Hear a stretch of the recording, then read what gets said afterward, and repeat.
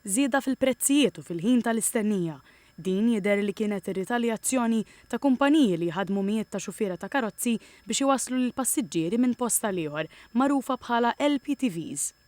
Dan wara li l-Gvern ħabbar direzzjoni politika ġdida li ma japprovax aktar xufiera minn pajjiżi terzi għal dan is-servizz. Evalwazzjoni li saret minn Jobs Plus sabet li l-pajjiż għandu biżejjed ħaddiema tal-Y-plates u sewwieqa li qasmu l-ikel u għalhekk ġew irrifjutati mijiet ta' applikazzjonijiet ġodda għal permessi ta' xogħol.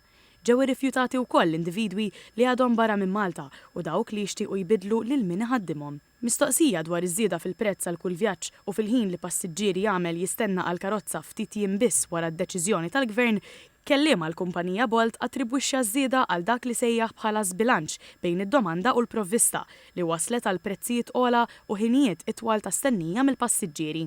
Fil-fatt minn stħarriġ li għamel TVM News joħroġ li rotta ta' 7 kilometri mill-Furjana sa' Swieqi żdiedet minn 11 € f'Lulju għal 13 € fil-bidu ta' Awwissu. F'każ partikolari, il-karozza waslet 12 minuta wara li ġiet ibbukkjata. Dan meta sa ftit ta' żmien ilu ix-xufier kien jasal f'kemm trott salib. B'reazzjoni l-Ministru għall-Internu x-xogħol Byron Camilleri qal li l-Gvern qed isegwi dik li sejjaħ bħala attitudni ta' min lest jirrikatta bil-prezz ta' trasport jekk mhux se jibqa' jkollu ċ-ċans li jġib il-ħaddiema f'pajjiżna bla doċċ.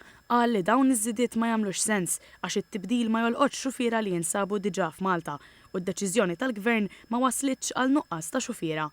U għatem jgħid li jekk dan il-mezz ta' trasport jistrieħ mill-prekarjat jew saħansitra l-iskjavitu, ifisser li wasal iż-żmien li jittieħdu aktar deċiżjonijiet dwar dan is-settur.